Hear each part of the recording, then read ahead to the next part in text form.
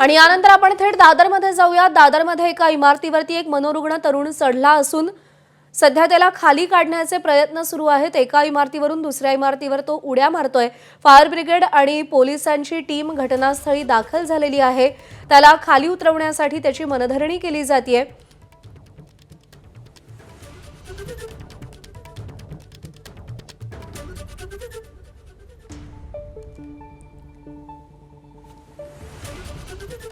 वेदांत नेब आपले प्रतिनिधी आपल्याला अधिक अपडेट देतील। वेदांत, प्रज्ञा, आपण बघतोय दादर पूर्वेमधली ही इमारत आहे आणि दादर कशा प्रकारे आपण बघतो हा व्यक्ती एका इमारतीहून दुसऱ्या इमारतीवर उड्या मारण्याचा प्रयत्न करतोय आणि फायर ब्रिगेड त्याला वाचवण्याचा प्रयत्न करत असताना आपल्याला पाहायला मिळतं। त्याचं म्हणणं काय आहे हे समजू शकलेलं नाही, मात्र मागील 1 तासापासून आपण इथे बघतोय की हा व्यक्ती एका इमारतीतून दुसऱ्या इमारतीवर उडी मारताना पाहायला मिळतो। खाली जर आपण बघितलं तर जाळी टाकण्यात आलेली आहे। जर तो खाली पडला तर त्याला वाचवण्यात यश येईल त्यासाठीचा प्रयत्न केला जातोय, मात्र ऐकत नाही। कारण तो आपण बघितलं तर वरती टेरेसहून पाईपाचा आधार घेत तो खाली आला आणि इथे आपण बघू सज्जा जो आहे त्या सज्जावर उड्या मारताना आपल्याला तो पाहायला मिळतोय। इमारतीच्या पाठीमागच्या बाजूला तो गेलेला आहे आणि फायर ब्रिगेडचे जवान असतील, मुंबई पोलीस असतील, पूर्ण प्रयत्न करतायत की त्यांनी खाली यावं।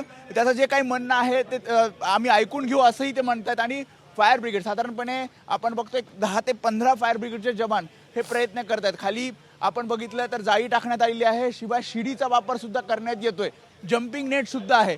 जर तो खाली पडला तर त्याला वाचवता येईल, त्याला कुठली दुखापत होणार नाही याचा प्रयत्न केला जातो। आणि आपण बघतोय फायर ब्रिगेडचे जवान हे पाईपाचा आधार घेत त्याच्यापर्यंत पोहोचण्याचा प्रयत्न करत आहेत। त्याशिवाय महाराष्ट्र सुरक्षा बलाचे काही जवान सुद्धा आपल्याला इथे प्रयत्न करताना पाहायला मिळतात। साधारणपणे अर्धा पाऊण तास हा व्यक्ती तिथे अडकलेला होता।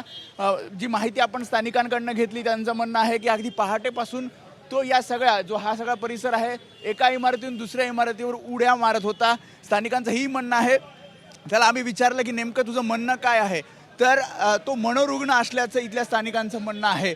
आणि कशा प्रकारे आपण बघतोय हे रेस्क्यू केलं जातंय। खाली पूर्णपणे जाळी टाकण्यात आलेली आहे, तर वरच्या बाजूला पण फायर ब्रिगेडचे जवान हे प्रयत्न करतायत की त्याला पकडून खाली आणता येईल।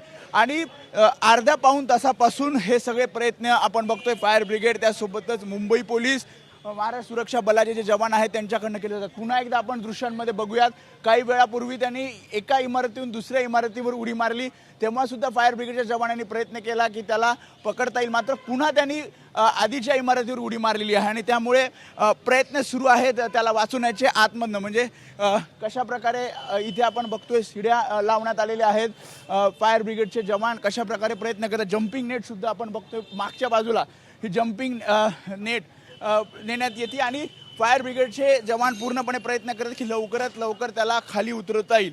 आणि बघ्यांची सुद्धा गर्दी झालेली आहे, कारण सकाळची वेळ आहे, पीक आवर आहे, दादर स्टेशनच्या बाहेरचा हा परिसर आहे आणि त्यामुळेच तातडीनं त्याला खाली उतरवता येईल यासाठीचा प्रयत्न फायर ब्रिगेडचे जवान आपल्याला करताना पाहायला मिळतात। प्रज्ञा, वेदांत, ज्या उंचीवरती हा तरुण बसलेला आहे ते साधारण जमिनीपासून किती उंच आहे? साधारण 3 मजली इमारत आहे, मात्र जर त्यांनी खाली उडी मारली तर त्याला दुखापत होऊ शकते। दुसऱ्या साईडला जर आपण बघितलं तर रेल्वेचा ट्रॅकसुद्धा आहे आणि त्यामुळेच फायर ब्रिगेडचे जवान प्रयत्न करतात की इथे आपण बघतोय, या दृश्यांमध्ये आपण बघतोय तो आता मागच्या बिल्डिंगवर आलेला आहे आणि मागच्या बिल्डिंगवर तो तिथे बसलेला आपल्याला पाहायला मिळतोय।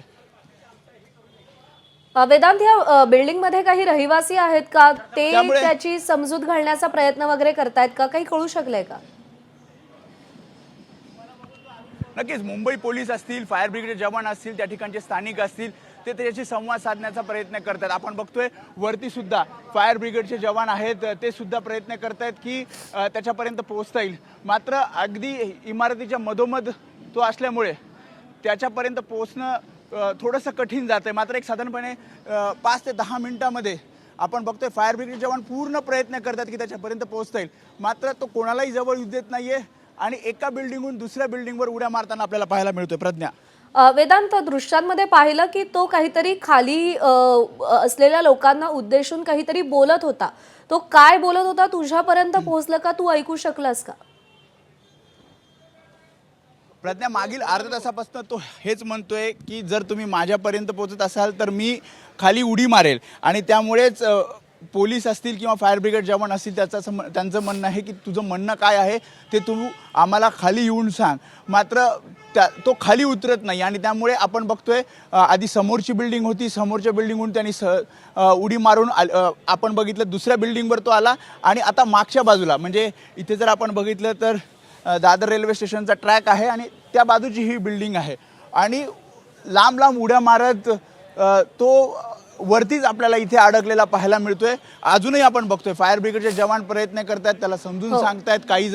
काही फायर ब्रिगेडचे जवान हे वरती सुद्धा गेलेले आहेत, ते सुद्धा प्रयत्न करतायत की त्याच्यापर्यंत ठीक आहे, पोहोचण्याचा. त्यामुळे त्या तरुणाला खाली उतरवण्याचे प्रयत्न सध्या सगळ्या बाजूने केले जात आहेत. या संदर्भातले अपडेट जाणून घेत राहू वेदांत. तुर्तास धन्यवाद. एबीपी माझा, उघडा डोळे बघा नीट.